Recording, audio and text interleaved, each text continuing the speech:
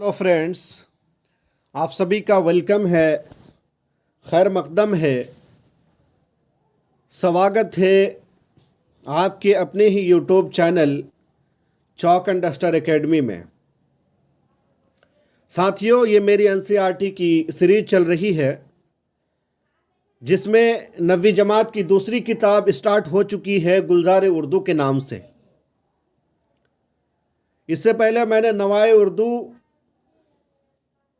जो 9वीं जमात ही की एक किताब है, मैं उसको मुकम्मल पढ़ा चुका हूँ और गुलजार उर्दू भी शुरू हो चुकी है। कल से मैंने एक वीडियो भी गुलजार उर्दू से डाल चुका है।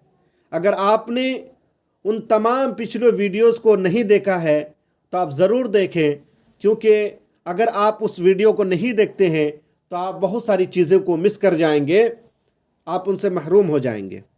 बहुत अच्छे शायरों के बारे में, गज़ल के बारे में, इंशाइया के बारे में, ड्रामा के बारे में और जो है मुख्तसर मज़मून नवीसी के बारे में और इसी तरह बहुत सारे शुअरा के बारे में उन तमाम वीडियोस में मैं बात कर चुका हूं दोस्तों, जो किसी भी मुकाबला जाती एग्ज़ाम के लिहाज से काफ़ी अहमियत रखता है। चूँकि एनसीईआरटी किताब है और एनसीईआरटी ही किताब जो है हतमी फ़ैसला माना जाता है। अगर आप हवाले के एतबार से कह लें या किसी भी जो आखिरी फ़ैसला माना जाता है वो एनसीईआरटी किताब ही से। और आजकल हर एक स्टेट एग्ज़ाम में एनसीईआरटी किताब ही को फॉलो किया जाता है, उसी से सवालात बनाए जाते हैं। तो आप किसी भी सूरत में नज़रअंदाज नहीं कर सकते हैं एनसीईआरटी बुक को। इसी मुनासिबत से मैं जो है आप लोगों की वजह से, आप लोगों की खिदमत की वजह से, उर्दू ज़बान व अदब को फ़रोग़ देने की गरज से मैं ये सीरीज़ शुरू किया हूँ दोस्तों। तो आप ज़रूर हमारे इन वीडियोस को देखें। आज की क्लास जो होगी वो बहुत ही अहम शायर, गज़ल गो शायर नवाब मिर्ज़ा ख़ान दाग दहलवी के बारे में क्लास होगी दोस्तों। कबल इसकी कि आज की क्लास मैं शुरू करूं, आपसे गुजारिश है कि अगर आप पहली मर्तबा हमारे चैनल में आए हैं तो चैनल को सब्सक्राइब करके घंटी वाले आइकन को प्रेस कर नोटिफिकेशन को ऑल कर लीजिएगा, ताकि हमारे हर वीडियो का नोटिफिकेशन आपको वक्त पर मिलता रहे दोस्तों और आप किसी भी चीज़ से महरूम ना हो। चलिए शुरू करते हैं बिला किसी ताख़ीर के। नवाब मिर्ज़ा ख़ान दाग दहलवी, जिनकी पैदाइश 1831 ईस्वी में और वफ़ात 1905 ईस्वी में। अगर दोस्तों तारीख़ पैदाइश 1831 के बजाय और कुछ लिखा रहे दूसरी किताबों में तो आपको एनसीईआरटी किताब ही का हवाला देना है और जो आपने एनसीईआरटी में पढ़ा है वही देना है। मान लीजिए कि किसी दूसरी किताब में 1832 दे दिया और एनसीईआरटी में आपने पढ़ा 1831, तो आप किसको तरजीह देंगे? आपको एनसीईआरटी बुक ही का हवाला देना है और इसी को मद्देनज़र रखते हुए आपको जवाब भी करना है। इसी तरह 1905, तो 1900 तारीख़ वफ़ात में तो ज़्यादा इख्तिलाफ़ नहीं होता है, क्योंकि वो चूँकि बड़े इंसान हो जाते हैं या जिनकी शोहरत ज़्यादा होती है तो लोग उनके बारे में तारीख़ वफ़ात के बारे में ज़्यादा जानते हैं, लेकिन पैदाइश के बारे में इख्तिलाफ़ हो जाता है। लेकिन एनसीईआरटी ही को आपको आखिरी और हतमी फ़ैसला मान करके ही चलना है। मिर्ज़ा ख़ान नाम, दाग तखल्लुस था। इनका नाम क्या था दोस्तों? मिर्ज़ा ख़ान। नाम भी पूछ लिया जाता है। अब उसका पूरा नाम दे दिया जैसे तखल्लुस के साथ, तो नाम तो पूरा नहीं, वो पूरा नाम नहीं हुआ, बल्कि असल नाम जो होगा वो मिर्ज़ा ख़ान है। असल नाम अगर आपसे पूछ ले और तखल्लुस अगर पूछे तो दाग है तखल्लुस। नवाब शमसुद्दीन अहमद ख़ान रईस लोहारू के बेटे थे। किनके बेटे थे? नवाब शमसुद्दीन अहमद ख़ान रईस लोहारू के बेटे थे। इनके वालिद का नाम याद होना चाहिए। दिल्ली में पैदा हुए। कहाँ पैदा हुए? दिल्ली में पैदा हुए। लाल किले में परवरिश पाई। लाल किला बोले तो जो इनकी ज़िंदगी जो गुजरी है बादशाहों के दरमियान, नवाबों के दरमियान, नवाबों की ज़ेर निगरानी की तबीयत हुई है, परवरिश हुई है लाल किले में, जो कि दिल्ली में है। ज़ौक़ के शागिर्द थे। मशहूर शायर शेख इब्राहिम ज़ौक़ के क्या थे? शागिर्द थे। इनके उस्ताद के बारे में पूछ लिया जाएगा तो इनका उस्ताद क्या है, कौन है? ज़ौक़, शेख इब्राहिम ज़ौक़। 1857 کے بعد رامپور چلے گئے۔ جب 1857 کا غدر ہوا، انقلاب ہوا، تو یہ کہاں چلے گئے؟ دہلی سے رامپور چلے گئے۔ 1888 عیسوی میں حیدرآباد پہنچے۔ اب رامپور سے کہاں چلے گئے؟ 1888 میں حیدرآباد پہنچے۔ میر محبوب علی خان آصف جاہ ان کے شاگرد ہوئے۔ دیکھیے کس کے شاگرد ہوئے؟ کون اس کے شاگرد ہوئے؟ میر محبوب علی خان آصف جاہ ان کے شاگرد ہوئے۔ یعنی میر محبوب علی خان آصف جاہ کے استاد کا نام داغ دہلوی ہے، یہ بھی پوچھا جا سکتا ہے۔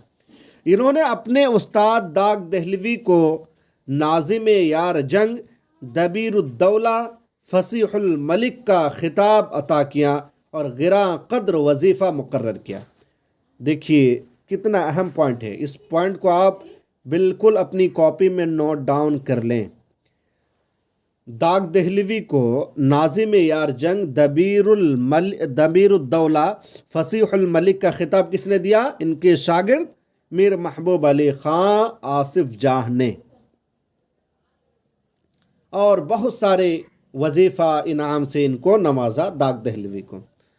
آخر دم تک عزت و وقار کی زندگی بسر کی، کلام کے مجموعے گلزار اردو، آفتاب داغ، فرد داغ، مہتاب داغ، یادگار داغ شائع ہو چکے ہیں، جو کہ داغ دہلوی کے کلام کے مجموعے ہیں۔ دوستو آپ کو یاد ہونا چاہیے۔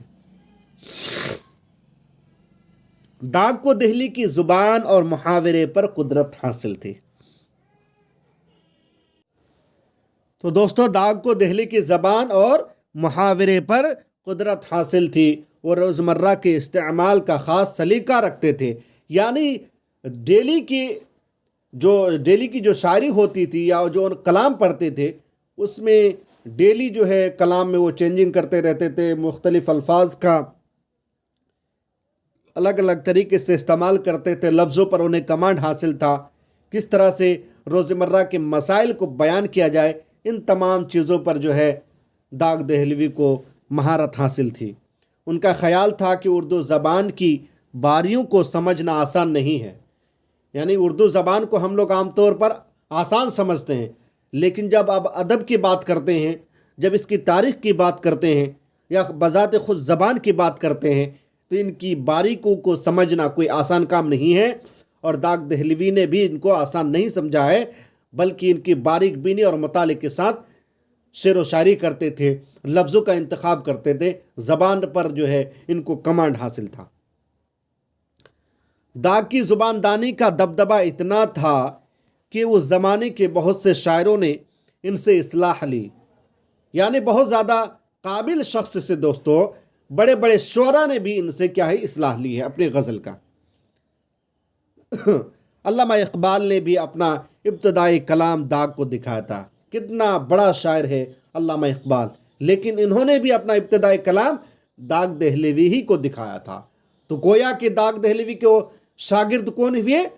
علامہ اقبال، اور علامہ اقبال کے استاد کون ہوئے؟ داغ دہلوی۔ یہ آپ کو پتہ ہونا چاہیے، سوال میں پوچھا جاتا ہے۔ اور داغ سے اس تعلق پر فخر کرتے تھے، یعنی اپنی علامہ اقبال جو ہے داغ کے شاگرد ہونے پر فخر کرتے تھے، ان کو فخر ہوتا تھا، اور خود جو ہے داغ کو جو ہے علامہ اقبال جیسے شاگرد ہونے پر ان کو فخر حاصل تھا۔ فخر کیا کرتے تھے؟ زبان کے مزے اور بیان کی شوخی کے لحاظ سے داغ ایک خاص امتیاز رکھتے تھے۔ تو آج کی کلاس میں آپ نے داغ دہلوی کے بارے میں پڑھا دوستو، کہ ان کی پیدائش 1831 عیسوی میں ہوئی ہے دہلی میں، 1905 میں ان کی وفات ہوئی ہے۔ نام ان کا مرزا خان تھا، داغ تخلص۔ نواب شمس الدین احمد خان رئیس لوہارو ان کے والد تھے۔ لال قلعے میں ان کی خاص پرورش ہوئی تھی، ذوق کے شاگرد تھے، اور 1857 کے بعد یہ رامپور چلے گئے۔ پھر رامپور سے 1888 میں حیدرآباد چلے گئے، اور وہاں میر محبوب علی خان آصف جاہ کے استاد مقرر ہوئے، اور میر محبوب علی خان آصف جاہ نے اپنے استاد کو ناظم یار جنگ، دبیر الدولہ، فصیح الملک کا خطاب عطا کیا، اور مختلف وظیفے سے ان کو نوازا۔ ان کے کلام کے مجموعے گلزار داغ، آفتاب داغ، فریاد داغ، مہتاب داغ اور یادگار داغ شائع ہو چکے ہیں۔ داغ دہلوی کو دہلی کی زبان اور محاورے پر قدرت حاصل تھی۔ ان کو الگ الگ طریقے سے زبان کو استعمال کرنے کا طریقہ تھا۔ روز مرہ میں کس طرح سے زبان کو استعمال کیا جائے، کس طرح کا میسج دیا جائے، یہ ان کو خاص مہارت حاصل تھی دوستوں۔ اردو زبان کو آسان نہیں سمجھتے تھے، بلکہ ان کی باریک بینی کو سمجھنے کی کوشش کرتے تھے۔ زبان پر جو ہے انہیں اتنا دبدبا تھا کہ اس وقت کے بڑے بڑے شعراء جو ہے اپنے کلام کا اصلاح لیا کرتے تھے دوستو۔ علامہ اقبال نے خود اپنا ابتدائی کلام جو ہے ان کو دکھایا تھا، تو گویا کہ علامہ اقبال جو ہے داغ دہلوی کے شاگرد ہوئے۔ چلیے ہم لوگ اس کی ایک غزل کے بارے میں پڑھتے ہیں۔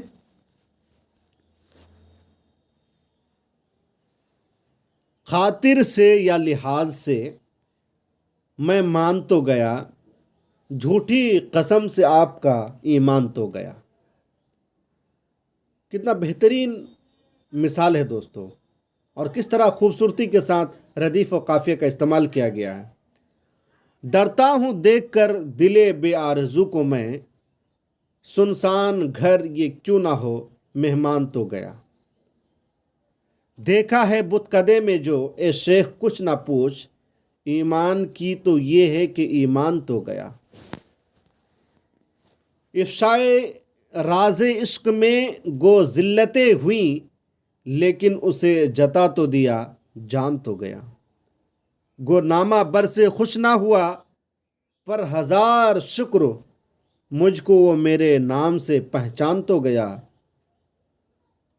ہوش و حواس و تاب و تواں داغ جا چکے، اب ہم بھی جانے والے ہیں سامان تو گیا۔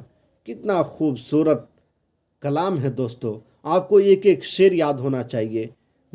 نواب مرزا داغ دہلوی کا سوال میں ضرور پوچھا جاتا ہے۔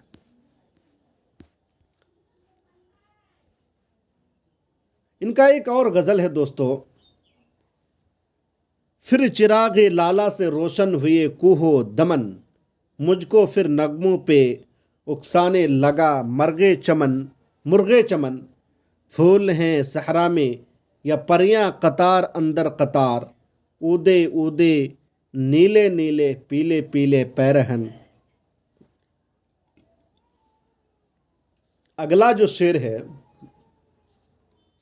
وہ کسی بھی اردو سے دلچسپی رکھنے والے طالب علم کی زبان پر رہنی چاہیے، بلکہ ہوتی بھی ہے۔ اپنے من میں ڈوب کر پاجا سراغ زندگی، اپنے من میں ڈوب کر پاجا سراغ زندگی، تو اگر میرا نہیں بنتا نہ بن، اپنا تو بن۔ کتنا بہترین شعر ہے۔ من کی دولت ہاتھ آتی ہے تو پھر جاتی نہیں، من کی دولت ہاتھ آتی ہے تو پھر جاتی نہیں، تن کی دولت چھاؤں ہے، آتا ہے دھن جاتا ہے دھن۔ کتنا خوبصورت مثال، غزل، کتنی خوبصورت زبان ہے دوستو، دل بھر آتا ہے۔ من کی دنیا میں نہ پایا میں نے افرنگی کا راج، من کی دنیا میں نہ دیکھیے میں نے شیخ و برہمن، پانی پانی گر گئی مجھ کو کلندر کی یہ بات، تو جھکا جب غیر کے آگے نہ من تیرا نہ تن۔ دوستو یہ علامہ اقبال کا شعر ہے، یہ علامہ اقبال کا شعر ہے۔ چونکہ آپ کو میں علامہ اقبال کے بارے میں اس سے پہلے والی کلاس میں بتا چکا ہوں، اس لیے میں نے صرف ان کے کلام کو بیان کرنے کی کوشش کی ہے دوستوں، ان کا ایک غزل کو بیان کیا ہے۔ تو علامہ اقبال کا جو ہے ایک غزل آپ کے سامنے پیش کیا گیا۔ چلیے آج کی کلاس میں علی سکندر جگر مراد آبادی، جو کہ جگر مراد آبادی کے نام سے اردو ادب میں ان کی شہرت ہے، ہم لوگ اس کے بارے میں بھی پڑھتے ہیں۔ بہت مشہور شاعر ہے دوستو۔ 1890 عیسوی میں ان کی پیدائش ہوئی ہے اور 1958 میں ان کی وفات ہوئی ہے۔ علی سکندر نام ہے اس کا، جگر کیا ہے؟ تخلص ہے۔ نام آپ کو پتہ ہونا چاہیے، علی سکندر نام ہے اور جگر کیا ہے؟ تخلص ہے۔ ضلع مراد آباد اتر پردیش میں پیدا ہوئے۔ کہاں پیدا ہوئے؟ ضلع مراد آباد اتر پردیش میں. ابتدائی تعلیم گھر پر حاصل کی. فطری شاعر تھے, نیچرلی شاعر تھے.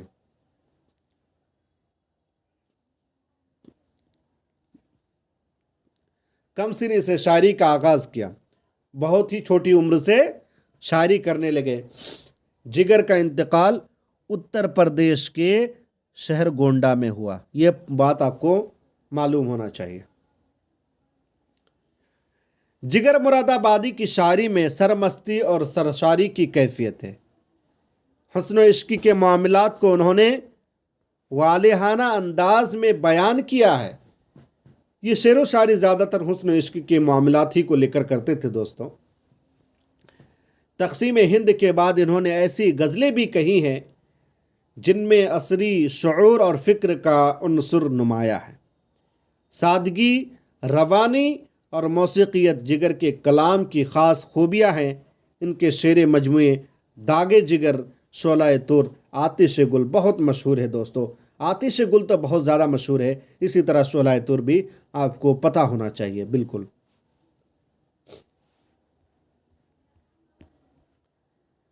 ان کا ایک غزل ہے دوستو جس کے بارے میں ہمیں پڑھنا چاہیے.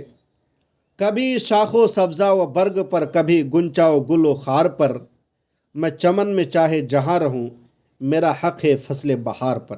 کتنا خوبصورت کلام ہے. کس انداز میں انہوں نے لفظوں کا انتخاب کیا ہے دوستو.